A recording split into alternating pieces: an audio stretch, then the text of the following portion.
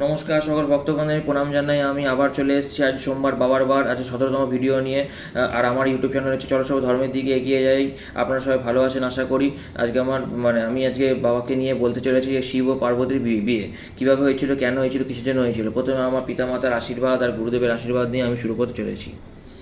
প্রথমে তো পার্বতী তপস্যা তুষ্ট হয়ে মহাদেব তো সন্তুষ্ট হয়েছিলেন যে তাকে তিনি বিবাহ করবেন।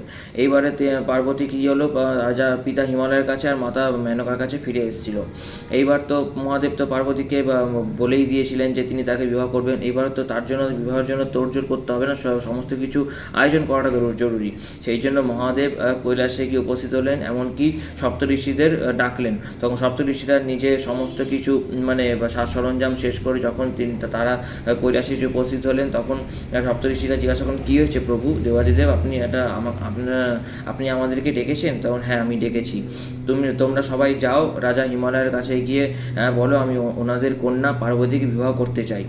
তখন তড়িঘড়ি পার্বতীর কাছে সপ্তঋষিরা গেলেন রাজা হিমালয়ের কাছে। কিন্তু রাজা হিমালয়ের দূর থেকে অতি দিব্য আলো সহকারে আসছিলেন। তো সেই রাজা হিমালয় দেখছেন দূর থেকে পুরোপুরি 7জন সূর্য, 7টি সূর্য আসছে পুরো একেবারে হিমালয়ের দিকে। তখন রানী মেনকাকে বললেন, কী হয়েছে গো রানী, হঠাৎ করে 7খানা সূর্য আমাদের এই মহলের দিকে কেন আসছে? তখন তিনি 7খানা সূর্য যখন মহালয় হিসেবে উপস্থিত হলেন, তখন তিনি 7টা সূর্য ছিল না, তখন 7জন ঋষি ছিল। তখন তিনি দেখলেন মুনি ঋষি ছিলেন। তখন তারা এসে বললেন যে আমাদেরকে দেবাদিদেব মহাদেব পাঠিয়েছেন, উনি আপনাদের কন্যাকে পার্বতীকে বিবাহ করতে চান। এমনকি পার্বতী চেয়েছিল মহাদেবকে বিবাহ করতে, সেই রূপেই সেই জন্য তপস্যা করেছিল। আপনি তো আগেই আপনাদেরকে বলেছিলাম। তখন অতি সন্তুষ্ট হয়ে রাজা হিমালয় কী করলেন, পার্বতীকে পুরো একবার সাজিয়ে গুছিয়ে নিয়ে আসলেন সেই সপ্তঋষিদের কাছে। তখন সপ্তঋষিরা বললেন, ঠিক আছে, আমি আপনাদের প্রস্তাব আমি মেনে নিচ্ছি। আপনারা সত্তর দেবাদিদেব মহাদেবকে গিয়ে বলেন আমরা এই বিয়েতে রাজি। তখন তখন তো রাজি। তখন গেল সপ্তঋষিরা মহাদেবকে গিয়ে বললো যে হ্যাঁ, ওনারাও ওখান থেকে প্রস্তাব দিয়েছেন, ওনারাও এই বিয়েতে রাজি হয়েছেন। তখন কী হলো, এবারে দেবাদিদেব মহাদেব দেবর্ষি নারদকে ডাকলেন। দেবর্ষি নারদ কোথায়, আপনি আসুন। তখন দেবর্ষি নারদ এসে ওখানে উপস্থিত হলেন। কী হয়েছে প্রভু, আপনি আমাকে ডেকেছেন? তখন হ্যাঁ, আমার আর পার্বতীর বিবাহ স্থির হয়ে গেছে। আপনি সত্তর যাও দেবতা থেকে শুরু করে গন্ধর্ব যক্ষ তক্ষ সব থেকে শুরু করে পশু পাখি কীট পতঙ্গ সবাইকে তুমি খবর দাও, আমার বিয়েতে যেন কেউ যেন অনুপস্থিত না থাকে, তাহলে আমি খুব দুঃখ পাবো। তখন সত্তর দেবতারা অর্থাৎ দেবর্ষি নারদ দেবতাদের থেকে শুরু করে যক্ষ রক্ষ সবাইকে, এমনকি পশু পাখিদেরকে ছাড়েননি, সবাইকে নিমন্ত্রণ জানিয়েছিলেন সেই বিয়েতে। এবার বিবাহের দিন স্থির হয়ে গেল। সেদিনকারে ঢাক ঢোল কাসর সানাই সমস্ত কিছু বাজতে শুরু করলো কৈলাসে। এমনকি ভূত পিশাচ ডাকিনী ব্রহ্মদৈত্য সবাই আসিয়েছিলেন, কারণ বাবারই তো চর ছিল না তারা, সেই জন্য। এবারে হচ্ছে বাবা তো যাবে মাতা পার্বতীর কাছে, অর্থাৎ বিবাহ করতে রাজা হিমালয়ের গৃহেতে। সেই জন্য বাবাকে মিলে সবাই সাজানো শুরু করেন। প্রথমে দেবতারা একভাবে সাজালেন, তারপর আরেকভাবে ভূত পিশাচরা আরেকভাবে সাজালেন নরমুণ্ড দিয়ে, তারপর হচ্ছে পুরোপুরি, আর হচ্ছে অঘরীরা ভালো মতোভাবে আবার তিন রূপে সাজালেন বাবা। কারণ বাবা তো সমস্ত কিছুই জানেন, তিনি জানেন যে ভক্তিটাই হচ্ছে আসল, ভক্তি হচ্ছে একমাত্র প্রেম ভালোবাসার সমস্ত কিছুর ঊর্ধ্বে। সেই জন্য তিনভাবে তিনি সাজলেন। এবারে তারা সবাই মিলে প্রস্তুত হলে এবারে রাজা হিমালয়ের গৃহে রওনা দিলেন। এবার রাজা হিমালয়ের গৃহে রওনা দিতে শুরু করলেন। তখন দেবর্ষি নারদ রানী মেনকাকে কাছে আসলেন। রানী মেনকার কাছে আসলেন এবং রানী মেনকা দেবর্ষি নারদকে আচ্ছা নারদ, এর মধ্যে শিবকে তখন প্রথমে বললেন যে তাহলে কি ওই যে দূর থেকে যে আসছেন যক্ষ রাজা রাজা বিশ্বাবসুদেব আছে, সেই কি শিব? তখন না। তারপরে হচ্ছে কুবেররা যে সব আসলেন, কুবেররাজকেও ভেবে বসলেন তিনিও কি শিব? তারপর আরও অন্যান্যরা দেবতারা আসলেন, হাঁসের পিঠে করে ব্রহ্মাদেব, তারপর গরুড়ের পিঠে করে বিষ্ণুদেব, এমনকি আরও দেবতার ইন্দ্র, তারপর দেবরাজ ইন্দ্র, তারপর হচ্ছে বরুণ, বায়ুদেব অর্থাৎ পবনদেব, তারপরে হচ্ছে অগ্নিদেব, সূর্যদেব সবাই মিলে সেখানে উপস্থিত হলেন। কে এখান থেকে শিব? মানে আমি তো বুঝতে পারছি না। তখন নারদমুনি বলেন, ওই যে দূরে আপনি দেখতে পাচ্ছেন ষাঁড়ের পিঠে করে যিনি আসেন উনি হচ্ছেন শিব। উনি শিব কি করে সম্ভব? মানে মাথায় জটা, গায়ে ভস্ম মাখা, পুরো একেবারে গলায় খুলির মালা, মানে এইসব পরে তিনি পার্বতীকে পছন্দ করেছেন, তিনি বিবাহের প্রস্তাব দিয়েছেন। তখন বলে উনি খুবই ভালো, উনি ভোলানাথ, উনি সব কিছুতেই তিনি সন্তুষ্ট হন। তার ওনার কাছে শুধুমাত্র ভক্তিটাই হচ্ছে সব থেকে বড়। তিনি এরকম অবস্থায় মানে মহাদেবকে দেখে তিনি অজ্ঞান হয়ে গেছিলেন। তিনি সত্তর মানে অর্থাৎ মহাদেব মানে ষাঁড়ের পিঠে থেকে নেমে তারপরে যখন রানী মেনকাকে গৃহে নিয়ে আসা হলো, তখন তিনি রানী মেনকাকে মাথায় হাত বুলিয়ে মানে অর্থাৎ শাশুড়ি যেহেতু রানী মেনকা মানে জাগিয়ে তুললেন। তখন মানে এই রূপে তারপরে তো মহাদেব বেরিয়ে আসছিলেন। তখন পার্বতীকে সত্তর ডেকে পাঠালেন, যে এমনকি রানী মেনকা বললেন পার্বতীকে, না তুমি এই বুড়ো শিবকে তুমি বিবাহ করতে পারবে না, বুড়ো এই মানুষকে তুমি মানে কি তিনি ছাই বর্ষ মাখা, মাথায় জটা, তিনি কে এমন তুমি তাকেই পছন্দ করলে? তখন না মা, উনি মহাদেব, দেবাদিদেব মহাদেব, ত্রিলোকের অধীশ্বর, আমি ওনাকেই পছন্দ করেছি, আমি ওনাকেই তপস্যায় পেয়েছি।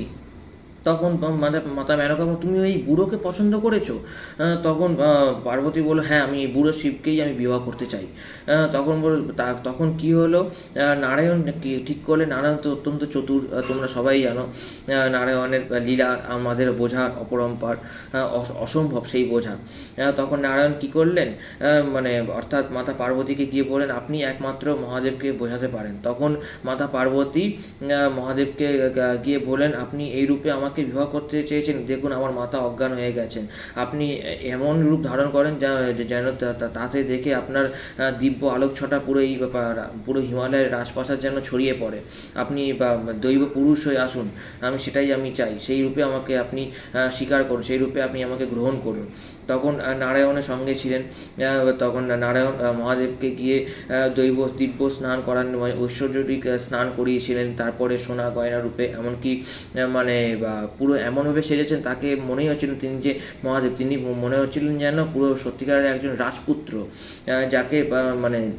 যাকে নারায়ণ তিনি এই অবতারকে, মহাদেবের এই অবতারকে নাম দিয়েছিলেন হচ্ছে সুন্দরেশ্বর। এত সুন্দর, কারণ কথাই আছে সত্যম শিবম সুন্দরম, এতই সুন্দর তিনি সেই জন্য নারায়ণ নাম দিয়েছেন সুন্দরেশ্বর, বা কেউ নাম দিয়েছেন চন্দ্রশেখর, কারণ চন্দ্রশেখরের মানে মানে ভৈরবী ছিল একমাত্র চন্দ্রঘণ্টা, মাতা চন্দ্রঘণ্টা ছিল, তার সেই জন্য চন্দ্রঘণ্টার রূপেই বাবাকে বলেছেন আপনি এমন দিব্যরূপ ধারণ করুন, তবেই আমি আপনাকে স্বীকার করতে পারবো, আমার মাতা অজ্ঞান হয়ে গেছেন, আমি এবারে কি করব?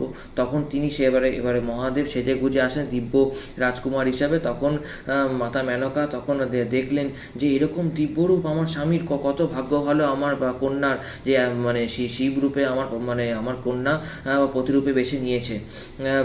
তখনই তিনি রাজি হলেন। মাতা মেনকা এইভাবে মানে 7জন যে মুনি ঋষি যে প্রথমে এসেছিল, যে সেই 7জন মুনি ঋষিকে তো মহাদেব বলেইছিলেন যে তিনি পুরোহিত, তাদেরকে পুরোহিত হিসেবে থাকতে, কিন্তু এই বিয়েতে প্রধান পুরোহিতের হিসাবে কাজ করেছিলেন হচ্ছেন প্রজাপতি ব্রহ্মা, আর নারায়ণ কাজ করেছিলেন এখানে হচ্ছে যেহেতু মানে মাতা পার্বতীকে ভগিনী রূপে স্বীকার করেছিলেন, কারণ নারায়ণ হচ্ছেন তার ভ্রাতা রূপে ভগিনীকে তার শিবের কাছে অর্পণ করেছিলেন।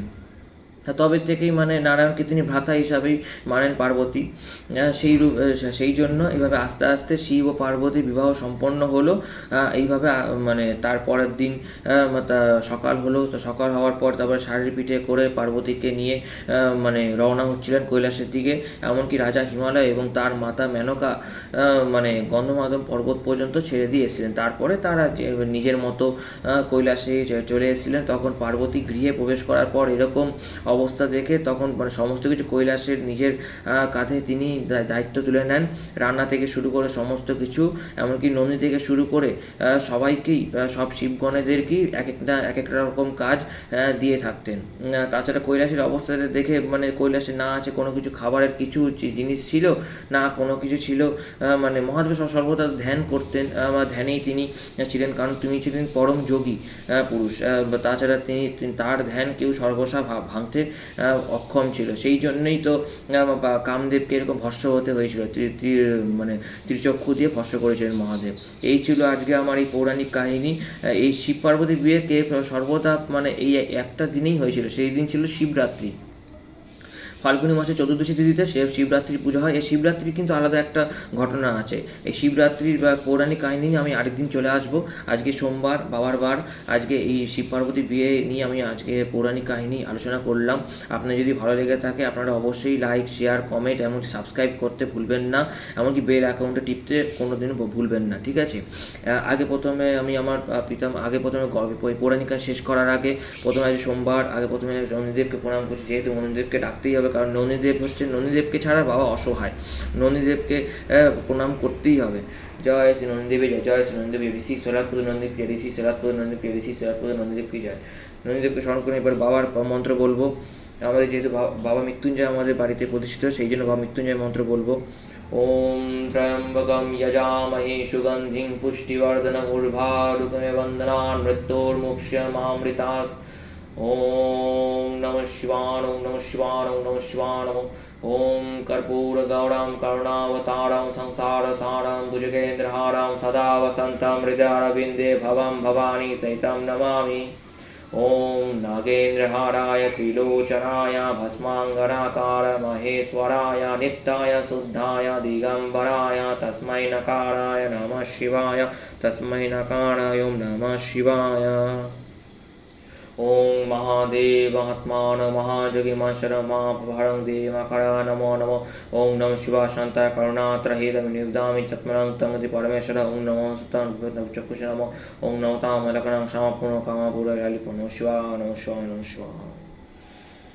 হে নন্দীদেব, হে দেবাদিদেব মহাদেব, হে মাতা পার্বতী, সবাইকে সুস্থ রাখো, ভালো রাখো, সবাই মঙ্গল করো, সবাইকে ভালো রাখো, সুস্থ রাখো। জয় দেবাদিদেব মহাদেব কি জয়। আমার পৌরাণিক কাহিনী আপনাদের ভালো লেগে থাকে আবার বলছি, লাইক, কমেন্ট, শেয়ার এবং সাবস্ক্রাইব করতে ভুলবেন না, আর বেল এখন টিপতে ভুলবেন না। আমি আমার পৌরাণিক কাহিনী আমি আবার চলে আসবো আবার সামনের সোমবারের আগে আমি আবার চলে আসবো আবার অন্য দিন। আপনারা দেখতেই থাকবেন, এটা আমার 17তম ভিডিও। আপনাদের ভালো লেগে থাকলে আমি আজকে চলে যাচ্ছি, আমি আমার ভিডিও এখানে শেষ করছি। প্রথমে আমার পিতামাতার আশীর্বাদ, আমার গুরুদেবের আশীর্বাদ নিয়ে আমি আজ এখানেই শেষ করছি। জয় শ্রী নন্দীদেবী জয়, জয় বাবা মৃত্যুঞ্জয়, জয় বাবা দেবাদিদেব মহাদেব।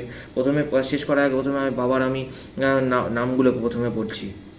হে দেবাদিদেব মহাদেব, হে মহেশ্বর, হে তিলকেশ্বর, তিলোকনাথ, মহাবতী পশু, বাবা সুদোষ, বাবা মহাকালেশ্বর, বাবা ওঙ্কারেশ্বর, বাবা কেদারনাথ, বাবা অমরনাথ, বাবা বিশ্বেশ্বর, বাবা বিশ্বনাথ, বাবা সোমনাথ, বাবা বৈদ্যনাথ, বাবা বামদেব, বাবা লোকনাথ, বাবা চন্দ্রচূড় ভৈরব, বাবা ভোলেনাথ, বাবা নাগেশ্বর, বাবা রামেশ্বরম, বাবা কৃষ্ণেশ্বর, বাবা গঙ্গেশ্বর, বাবা ভটকেশ্বর, বাবা ত্রয়ম্বকেশ্বর, বাবা বক্রেশ্বর, বাকুনাথ, বাবা চন্দ্রশেখর, বাবা পিনাকপাণি, বাবা শিবশূলপাণি, বাবা মল্লিকার্জুন, মমলেশ্বর, ভীমাশঙ্কর, বাবা কৈলাসপতি মহাদেব, বাবা বানেশ্বর, বাবা মৃত্যুঞ্জয়। জয় শ্রীরাম, জয় শ্রীরাম, জয় শ্রীরাম, জয় শ্রীরাম, জয় শ্রীরাম, জয় শ্রীরাম, জয় বজরঙ্গবলী বলি জন্ম, জয় বজরঙ্গবলী জন্ম, জয় বজরঙ্গবলী জন্ম। আমি বজরঙ্গবলী নাম কেন বললাম, যেহেতু মহাদেবের একাদশতম অবতার হচ্ছেন হনুমানজি, সেই জন্য বজরঙ্গবলী নাম করলাম। জয় শ্রীরাম, জয় শ্রীরাম, জয় শ্রীরাম।